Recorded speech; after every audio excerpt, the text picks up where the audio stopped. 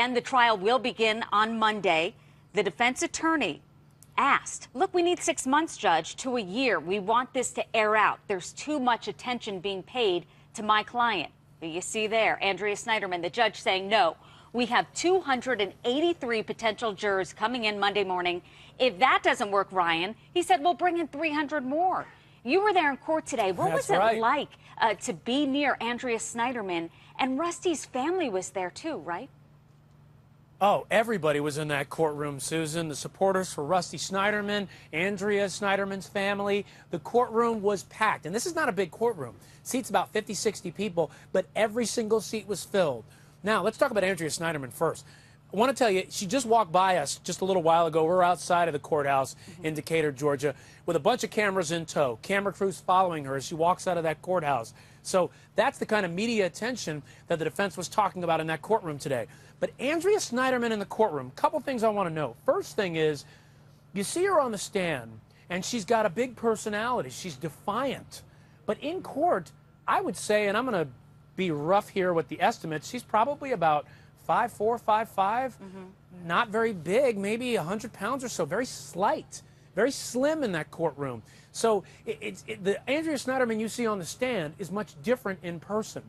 When they would talk about moments of Rusty Sneiderman being killed, she would close her eyes like she was pained thinking of that moment. When they talked about her case, she would flex her jaw like she was angry at being there.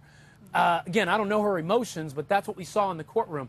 And I mentioned this earlier. She still wears a ring on her ring finger, not a wedding ring, but still, I wonder if she wears that during her trial and how that looks to the jury.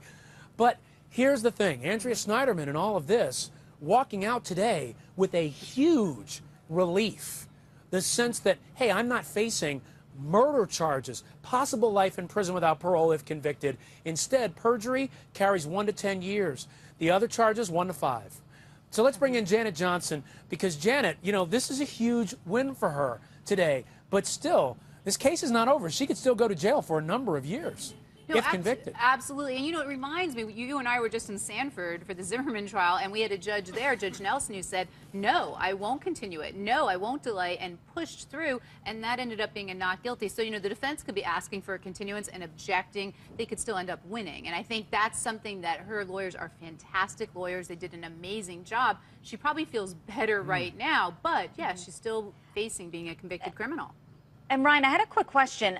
Who else was in the courtroom? Sure. Were there any kind of spectators, if you will, who weren't affiliated with Andrea Sneiderman, were not family of Rusty either?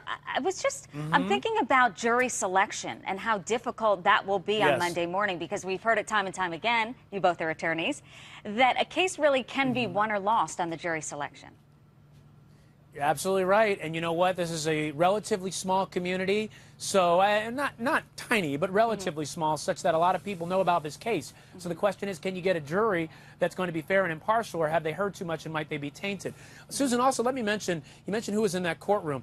A lot of regular members of the public, a lot of media, but also the Greenbergs, Andrea Sneiderman's family, and Rusty Sneiderman's family as well. And you know what was interesting about them?